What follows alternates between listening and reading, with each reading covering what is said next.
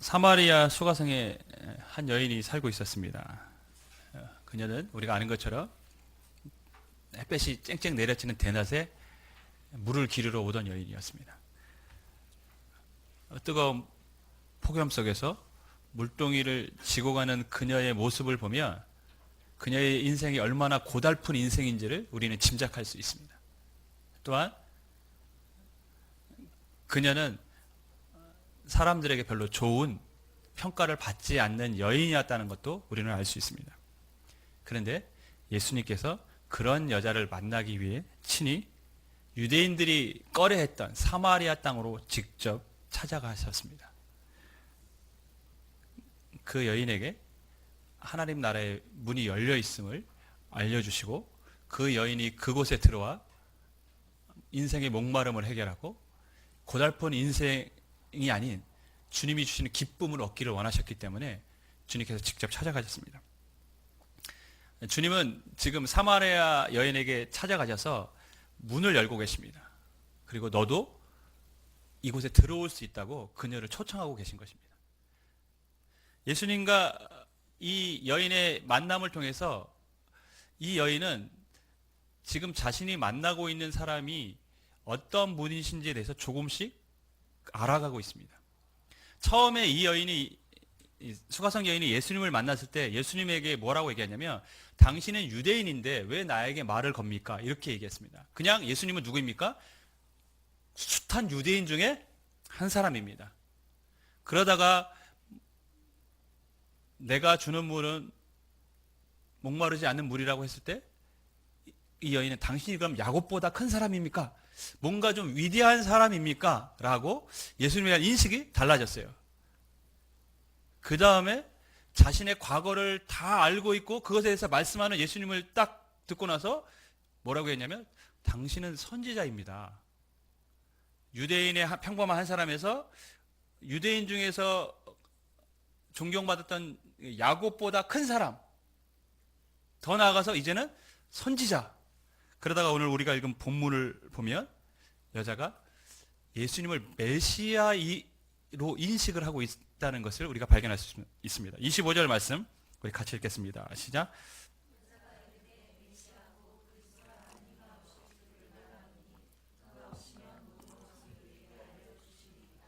예수님께서 이 여자에게 이제 새로운 예배가 드릴 때가 되었다. 그것은 영적인 예배다.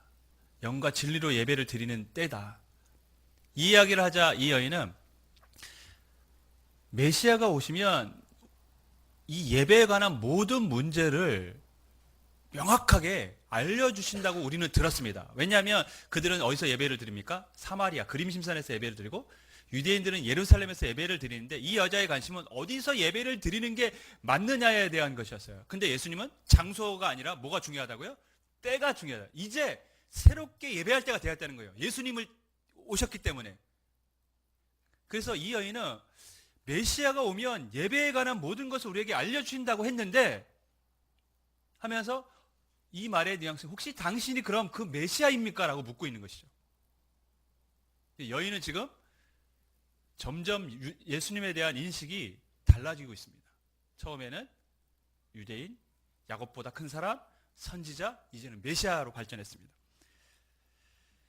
근데 우리가 이 여인과 예수님과의 대화를 보면 이 여인의 예수님에 대한 인식이 달라진과 함께 동시에 대화의 주제도 계속 바뀌고 있다는 것을 알 수 있습니다.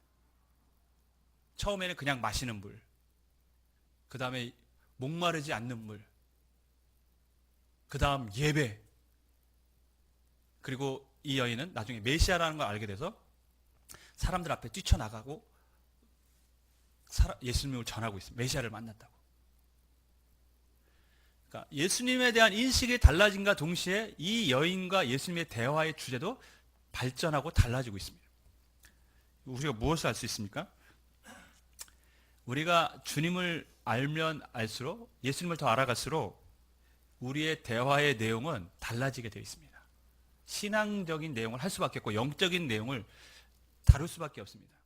만약 모임 중에 그런 이야기가 없다, 그거는 그 사람의 현재 영적인 상태를 정확하게 보여주는 것입니다.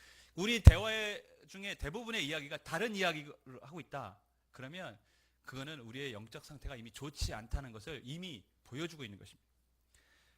제가 청년 때 성경을 읽고 은혜를 받았어요. 그때 또래들이 같이 은혜를 받았어요. 그래서 만나면 뭔 얘기했냐면 같이 성경 읽고 자신이 은혜 받은 내용들을 얘기하는 거예요. 아, 내가 이 말씀 읽고 이렇게 은혜를 받았다. 뭐 만나면 그 얘기밖에 안 했어요. 나는 여기를 읽었는데 여기 읽고 이런 은혜를 받았다. 근데 내가 받은 은혜를 얘기하고 또 상대방이 받은 은혜를 얘기하고 이러니까 어땠습니까? 은혜가 더 풍성해지죠. 그러니까 내가 몰랐던 걸 또 깨닫게 되고 이러면서 그게 엄청나게 우리 청년들의 삶을 변화시켰어요. 그래서 저와 같이 신앙생활 했던 분의 대부분이 지금 선교사, 목사 다 이러고 거의 그래요. 그 시대 사람들이 굉장히 뭐 큰 교회도 아니었는데 그 또래에서 그렇게 하나님 앞에 헌신자들이 나왔습니다. 우리가 영적으로 충만하면 충만할수록 우리의 입에서 나오는 이야기는 예수님, 그 주님이 원하시는 삶, 그런 영적인 이야기를 할 수밖에 없습니다. 왜냐하면 그것이 우리의 관심사거든요. 사람은 자신의 관심사를 얘기하게 돼 있어요. 여자들이 만나서 화장품 얘기하는 건 화장품, 얼굴에 관심이 있기 때문이에요. 샵에 대해서 얘기하는 거, 얼굴에 관심, 미용에 관심이 있기 때문에 얘기하는 겁니다. 예전에 청년들을 가르쳤는데 그 청년 중에 한 명이 저를 찾아왔어요. 그래서 제가 이제 사역을 그만두고 이제 여기서 있을 때 청년이 하는 얘기가, 목사님, 저는 요즘 청년부, 이제 지금 자신들이 있는 청년부 생각하면 걱정이에요. 이러더라고요. 그래서 왜? 그랬더니 전에는 모이면 신앙 얘기하고 이랬는데 지금은 모이면 다 세상 얘기밖에 안 해요. 그래서 걱정이라고. 전에는 우리가 어떻게 하면 신앙생활 잘할 수 있을까? 어떻게 하면 이 청년부를 잘 이끌어갈 수가 했는데 지금 모이면 다 학교 이야기, 그냥 자신들 주변에 있는 노는 이야기들만 하고 있다. 근데 그 아이의 이야기가 정답이에요. 대화의 주제가 세상 이야기로 바뀌었다는 것은 그들의 영적 상태가 좋지 않다라는 것을 보여주고 있는 것입니다. 여러분의 평상시의 대화는 주로 무슨 이야기를 하고 계십니까? 정치. 근데 오늘날 정치 이야기 할 때가 되긴 했어요. 군대. 남자들 고생했기 때문에 평생 우려먹는 군대 이야기. 우리가 예수님에 대한 이야기, 받은 은혜에 대한 이야기를 나누면 나눌수록 우리의 믿음도 자라고 또 그 은혜가 점점 커진다는 것을 여러분 기억하시길 바랍니다. 그래서 우리 소그룹 모임 시간에 바라기는 다른 이야기보다는 좀 우리가 예수님, 우리가 받은 은혜에 대한 이야기가 나눠진다면 그 소그룹은 점점 더 영적으로 풍성해질 거라고 믿습니다. 그런 소그룹이 되기를 주님으로 부탁을 드리겠습니다. 여인이 이렇게 묻습니다. 당신이 혹시 그리스도 아닙니까? 그럼? 그때 예수님이 이렇게 대답하십니다. 내가 바로 그 사람이다. 26절 말씀 우리 같이 읽겠습니다. 시작.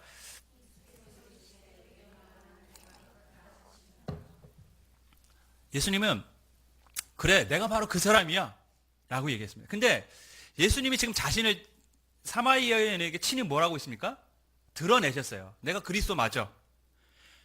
근데 이 예수님이 자신을 드러내신 이 사건이 왜 중요한가? 실은 복음서에서 예수님이 자신을 친히 드러낸 일은 3번밖에 없어요. 첫 번째, 베드로가 주는 그리스도시요 살아계신 하나님의 아들이십니다 라고 고백했을 때 예수님이 친히 그때서야 자신이 그리스도이심을 말씀하셨어요. 그리고 내가 그리스도인 것을 하지만 세상 사람들에게 말하지는 마라 아직. 또 언제 얘기하시냐면 대제사장이 예수님을 붙잡아서 신문할 때 네가 그리스도 맞냐? 하나님의 아들 그리스도가 맞냐? 우리에게 답하라 라고 했을 때 예수님이 네가 말하였도다. 그래, 네가 말한 대로 내가 그리스도야 라고 말했습니다. 그리고 지금 이 수가성 여인에게 말한 때뿐입니다. 베드로는 예수님을 따르는 제자였습니다. 그리고 대제사장은 그 당시 종교사에서 가장 최고의 위치에 있는 사람이었습니다. 그리고 베드로가 말했을 때는 자기가 그리스도라는 것을 말하지 말라고 예수님 말씀하셨어요. 그리고 대제사장한테는 이미 예수님은 붙잡혀서 십자가에 못 박힐 때가 임박했기 때문에 그것을 묻는 사람에게 그제서야 비로소 내가 그리스도가 맞다라고 말했어요. 근데 수가성 여인은 좀 케이스가 완전 다르죠. 왜냐하면 수가성 여인은 뭐 베드로나 대제사장처럼 뭔가 말할 수 있을 그런 신분적 위치가 아니고 뭐 제자도 아니고 그렇다고 종교적으로 좋은 뭐니까 높은 위치에 있는 사람도 아닙니다. 그리고 지금은 예수님의 사역 초기입니다. 그럼 더더욱 예수님은 숨기셔야 할 때인데 근데 예수님은 이 여인에게 내가 그리스도가 맞다라고 그러니까 드러내셨어요. 왜 그러셨을까요? 이 여인은 사마리아 사람들도 유대인들처럼 마찬가지로 메시아를 그리스도를 기다리고 있었어요. 그들을 갈망하고 있어요. 그리스도가 오시기를 갈망하고 있었어요. 근데 예수님이 네가 기다렸던 그 그리스도가 바로 나라는 거죠. 너희가 그리스도가 오시면 너희의 삶이 변화될 것이라고 그렇게 기대하고 있었는데 그 그리스도가 바로 왔다라는 거예요. 고달픈 인생을 살아가고 있는 여인이 주님을 만나서 주님을 깨닫고 그녀의 인생에 새로운 인생이 시작되기를 바랬기 때문에 예수님은 자신을 숨기지 않고 내가 바로 그 사람이라고, 네가 나를 만난 것이고 이제 네가 다시 새로운 인생을 살 수 있을 거라고 그에게 변화를 주고 싶어서 그의 삶을 변화시키고 싶으셔서 예수님은 지금 자신을 드러내고 계신 것입니다. 내가 맞다. 네가 그리스도를 만났다. 이제 너는 새로운 인생을 살게 될 것이다. 여러분, 예수님은 이 여인의 삶이 변화되기를 원했습니다. 힘들고 고달픈 인생 아닙니까? 전 생각만 해도 아찔합니다. 뜨거운 햇볕에 그 물을 뭐 이고 갔는지 들고 갔는지 모르겠지만 어쨌든 간에 그 물 항아리를 들고 가는 게 얼마나 무겁겠습니까? 그 고달픈 인생인데 주님은 그녀의 인생이 달라지길 기대하셨어요. 기쁨이 있기를 원했고 예수님을 위하여 새로운 희망을 갖고 살기를 원하셨습니다. 그래서 자신을 드러내셨어요. 내가 바로 그리스도다. 여러분, 예수님의 말씀을 들었을 때 이 여인의 반응이 어떻습니까? 완전히 달라졌습니다. 28절, 29절 우리 같이 읽겠습니다. 시작.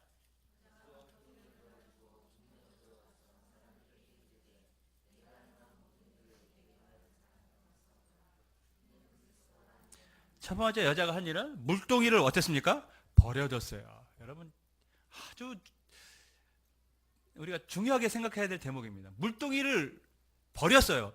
실은 물동이는 어떤 면에서 보면 그녀의 인생의 고달픔을 상징하는 것일 수 있어요. 뜨거운 땡볕에 왜 우물가로 옵니까? 물을 마시기 위해서. 그러니까 물동이는 그녀의 인생의 고달픔을 상징적으로 보여주는 물건입니다. 근데 그것이 버려졌어요. 물을 뜨러 왔어요. 그녀의 인생에 그것이 중요하다고 생각해서 뜨거운 땡볕에 물을 뜨러 왔어요. 근데 그것을 버렸다는 것이죠. 무엇입니까? 그녀의 인생의 고달픔이 사라진 것이고 그녀가 중요하게 생각했던 것이 이제 물이 아니라는 것을 그녀의 행동으로 보여주고 있습니다. 그녀는 이제 더 이상 물 항아리가 중요하지 않아요. 예수님을 만난 기쁨이 더 컸던 것이죠. 물이 이제 자신의 인생에 중요한 것이 아닙니다. 두 번째, 이 여인은 어떤 행동을 했습니까? 마을로 들어가서 사람들에게 내가 그리스도를 만났다고 외쳤어요. 여러분 생각해 보세요. 사람을 만나기 싫어서 지금 뜨거운 햇볕을 맞으면서 물을 뜨러 왔는데 지금 자신이 지금 뭐 하고 있습니까?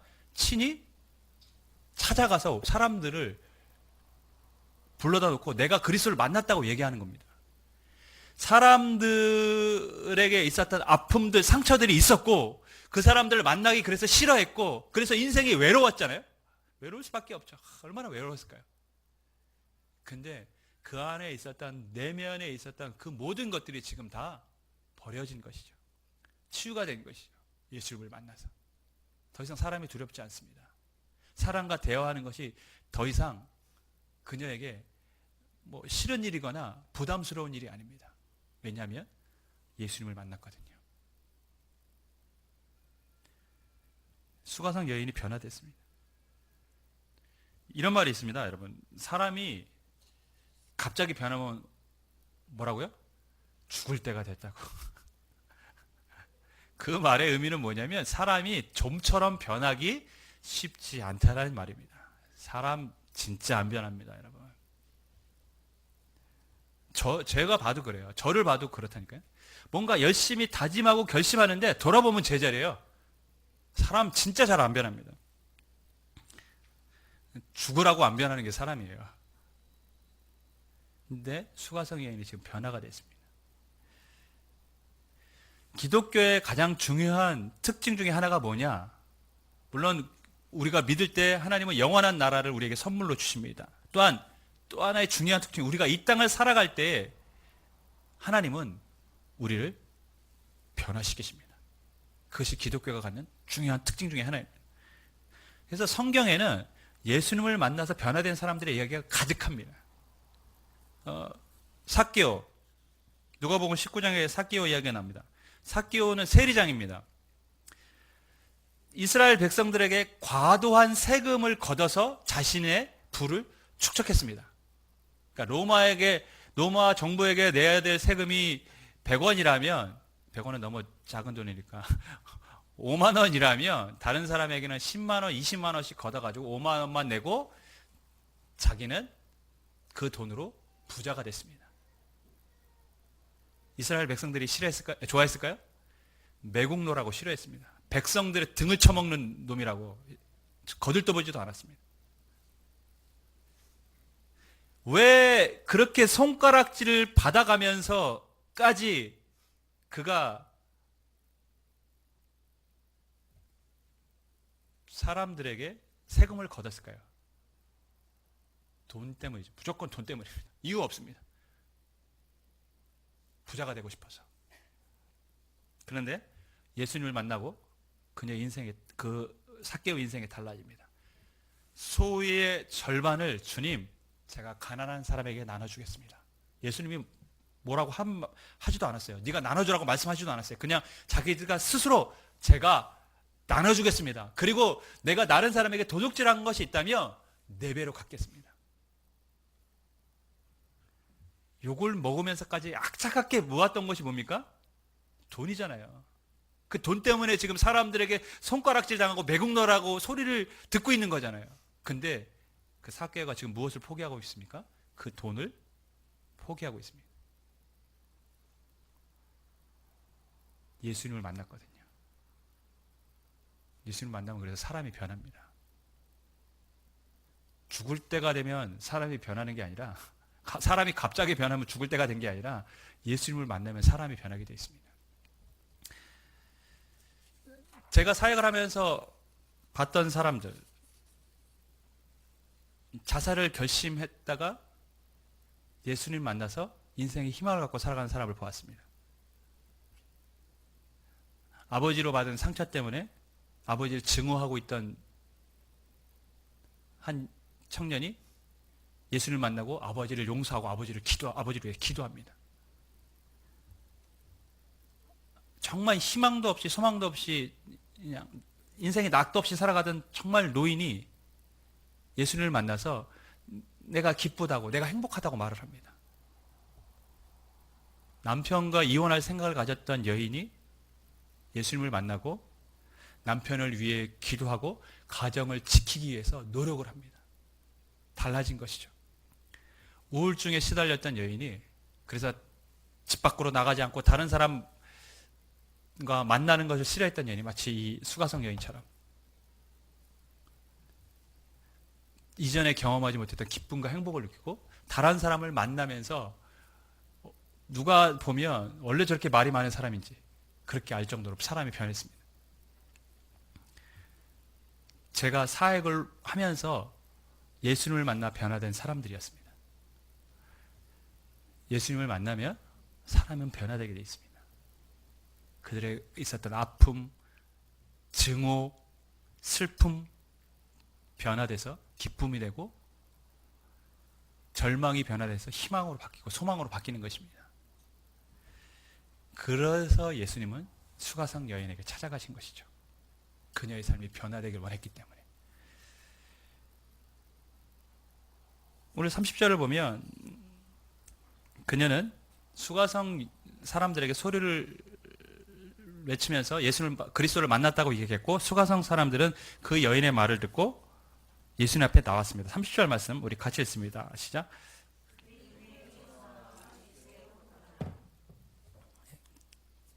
이 여인의 외침을 듣고 사람들이 예수께로 나왔다고 이제 성경은 기록하고 있습니다. 저는 근데 처음부터 이 여인이 말했을 때 사람들이 듣고 그래? 네가 그리스도를 만났어? 그럼 나도 만나러 가야지 하고 이런 반응을 보였을까요?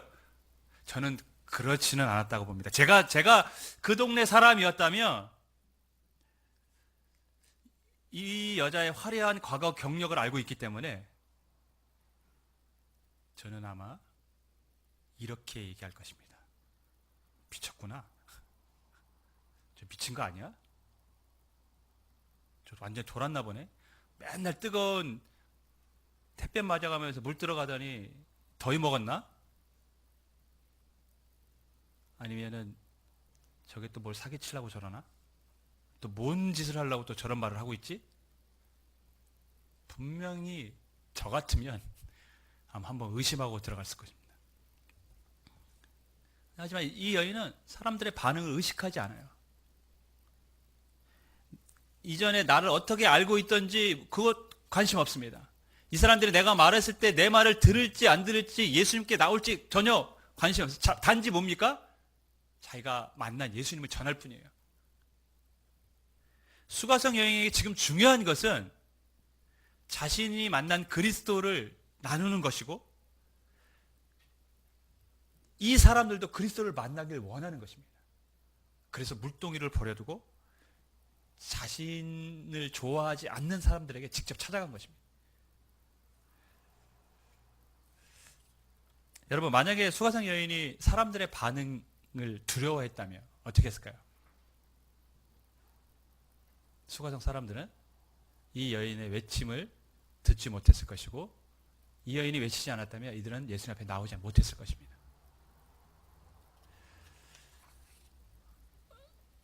지난주에 우리 정준 선교사님 오셔서 말씀을 전하셨습니다. 나를 돌아보고 개인적으로 저를 돌아보고 다시 한번 다짐하는 그런 시간이 되었습니다. 선교사님이 끝나고 저랑 얘기하면서 우리 성도님들에게 꼭 전해달라고 하시는 말씀이 있었어요. 그게 뭐냐면 저희 교회에서 선교 헌금을 이제 드리는데 그것을 받을 때마다 너무 감사하다라는 생각이 든다고.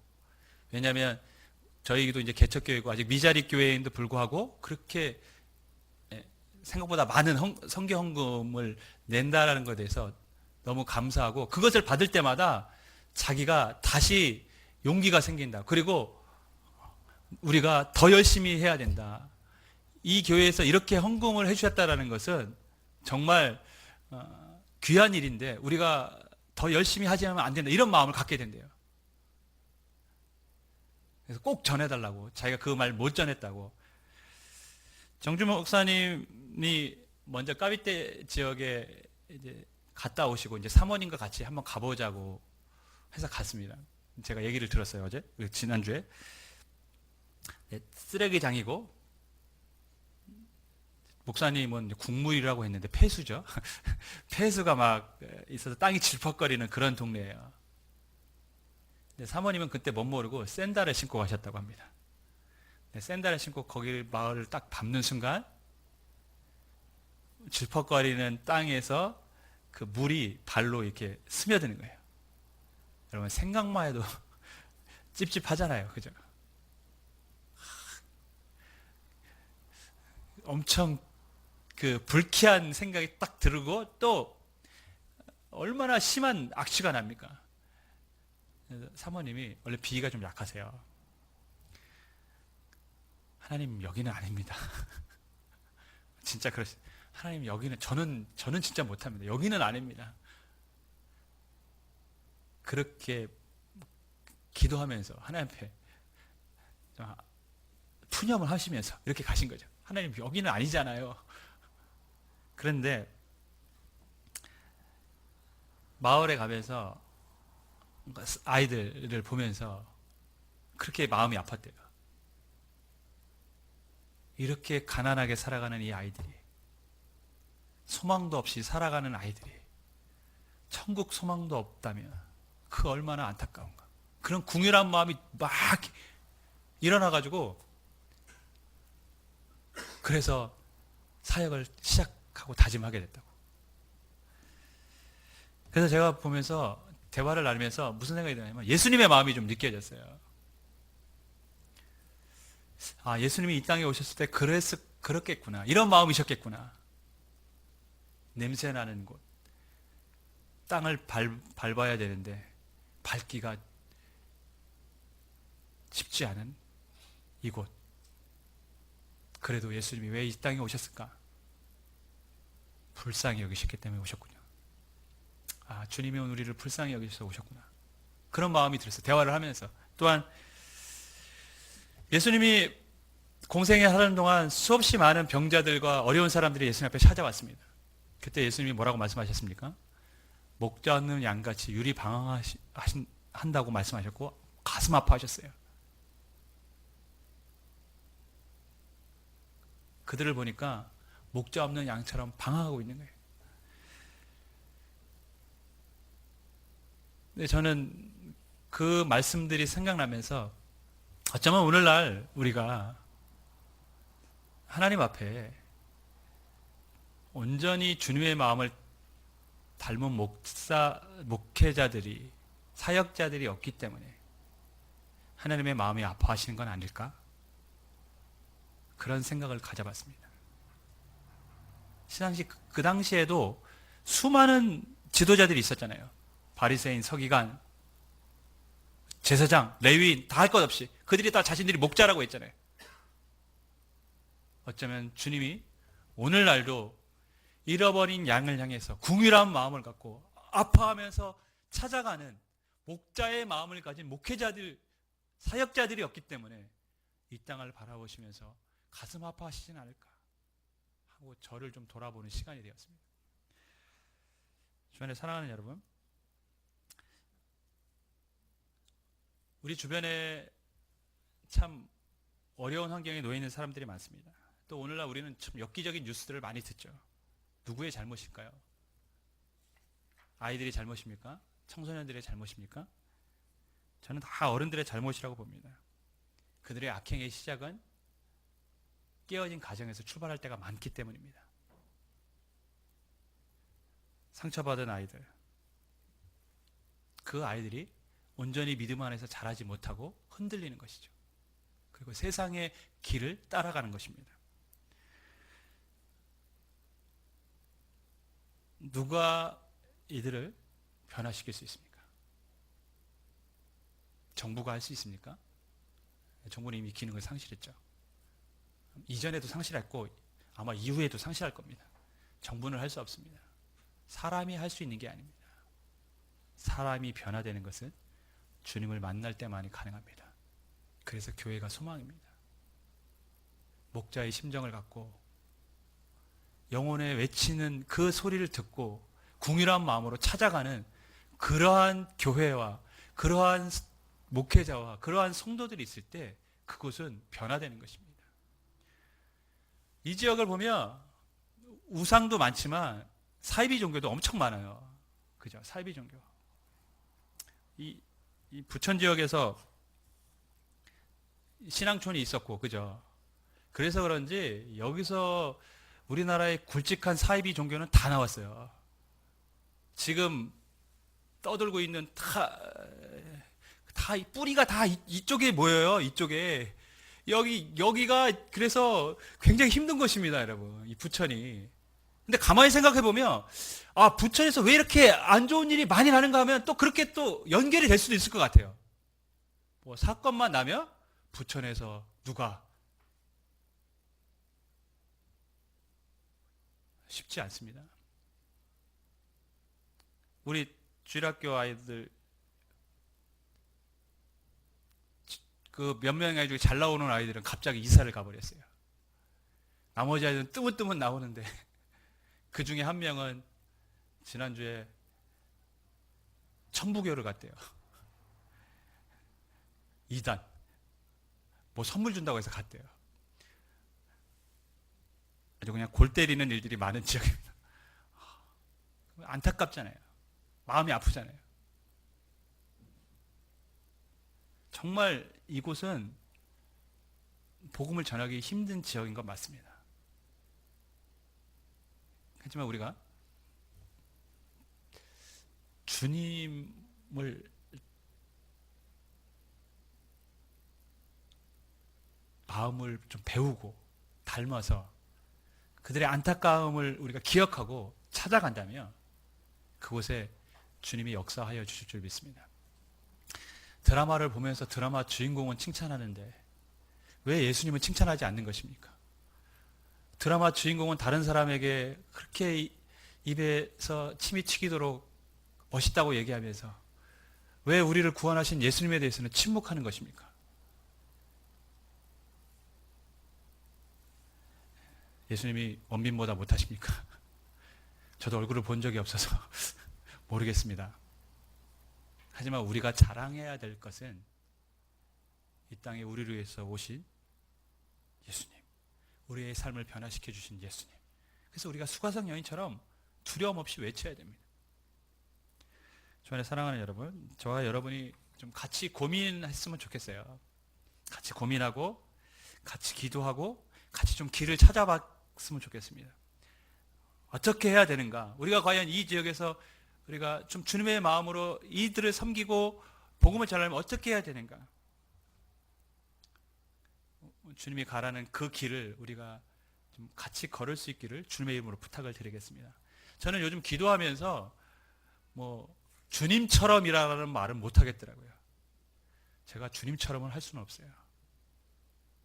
그냥 주님의 모습을 조금이라도 배우고 살아갈 수 있기를 원합니다. 그 정준 선교사님 오고 나니까 주님처럼이란 말은 못 하겠더라고요.